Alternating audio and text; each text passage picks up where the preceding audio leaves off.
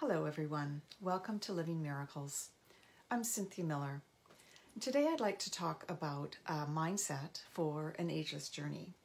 So when I say an ageless journey, I am talking about living a life that is not anything to do with what's on your birth certificate. So we're not paying attention to how old you are, okay? So you're not living in the energy of oh my gosh, I'm going to be 55 next month, or oh, I'm getting old, or telling yourself over and over all these things that are going on. You know, seniors moments are the worst thing, I think, because you're telling yourself that you're deteriorating, right? So we are deteriorating, but your mind doesn't have to support that. Your mind doesn't have to promote it and make it happen sooner. So that's the whole thing, that yes, there's a whole inner knowing that, yes, we go through life and there's birth, there's middle life, there's old age, and then we die.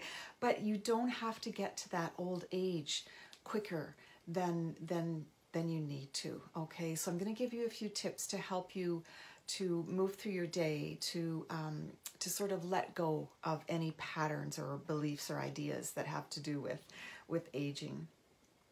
So your body takes cues from your mind, okay? If you have pain, now for instance, I have had a little bit of back pain. I moved a shelf about 10 days ago, and I was all tensed up, and I wasn't really paying attention to what I was doing. I think that I probably could have prevented it, but it was a heavy shelf, and so I've been dealing with a little bit of pain, you know, just doing the same, cold packs, hot packs, that sort of thing, and just knowing that my body has to heal. And so many times I will sit down in the day and just meditate and let my body heal, and just imagine those muscles becoming a little bit more supple, becoming more healthy, imagining the blood going into them and they're mending. That's what I do.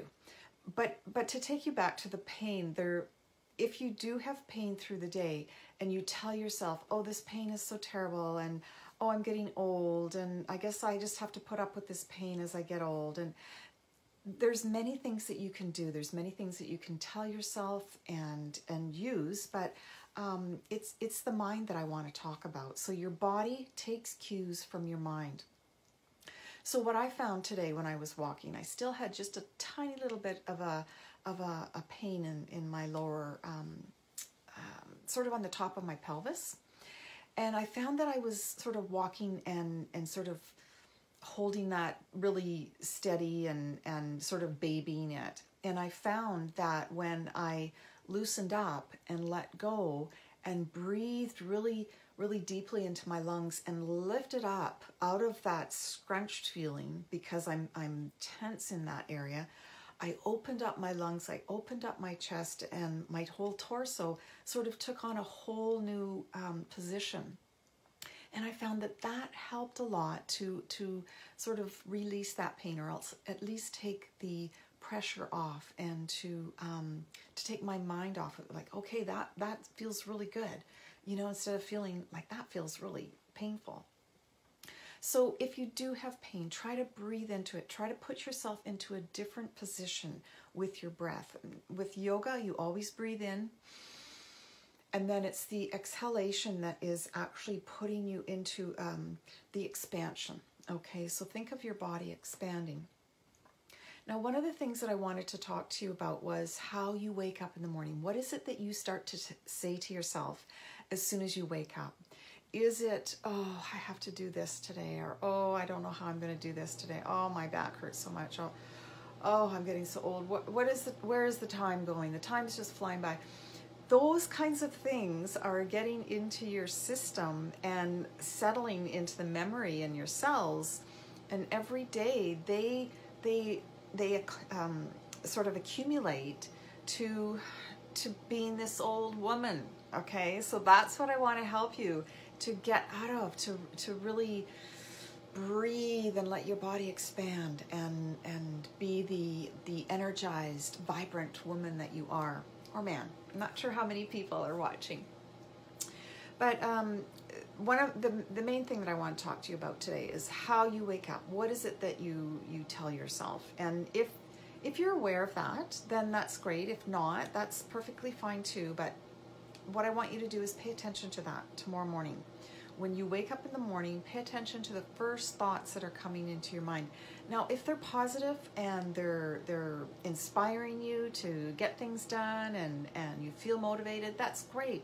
But if not, if you're automatically going into thoughts that are going to make you feel like you're, holding back or it's going to be a rough day, what I want you to do is the night before you go to sleep to write down the statement that you want to say to yourself in the morning. So it's going to be, when I wake up in the morning, my first thought is, and write this down, I am grateful for everything that I have. Or, I am grateful to share what I have. Or, I am grateful to have wonderful people in my life. You can write down as many statements as you want. Those are going to be a preparation for you for waking up in the morning to say those things to yourself. And what I'm going to tell you is, when you fall asleep or when you prepare for bed, when you're dimming the lights, when you're turning off the TV, you're doing all the steps, maybe you're washing your face, maybe you're having a bath, like all of those things, you want to spend about a half an hour at least at the end of the day to relax yourself, okay? Because what happens during that time is that your brain waves slow down, and that's when you are susceptible to actually put reprogramming into your mind, okay? So we're in the delta state right now. When you start to relax and close your eyes, you go into the alpha state, and that's where most people do meditation. But if you relax even further, then you go into the theta state, and that's really where the hypnosis takes place. That's where the lucid dreaming takes place, and it's a natural process that you go through before you actually do get to sleep.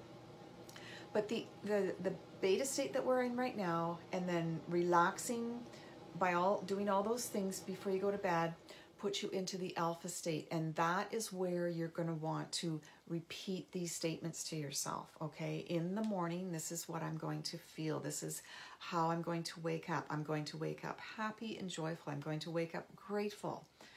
And so what you're going to find is that when you wake up in the morning, first moment that you open your eyes, I want you to be aware of what you're thinking. And if something pops into your head that you don't want to carry around with you all the day, grab that piece of paper and read it, okay? Because the same thing happens in the morning.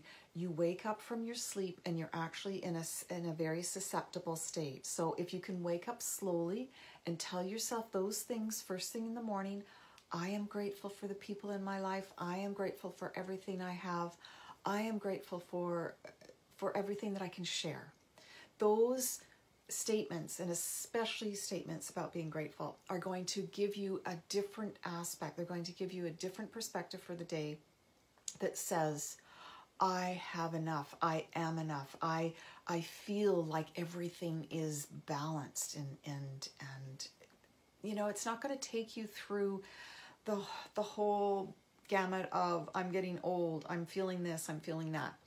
That's what I'd like you to do. Do the preparation the night before.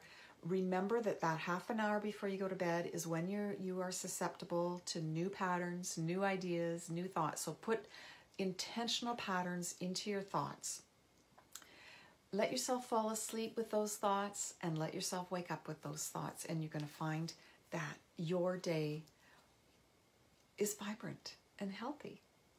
Here's to you living your miracle.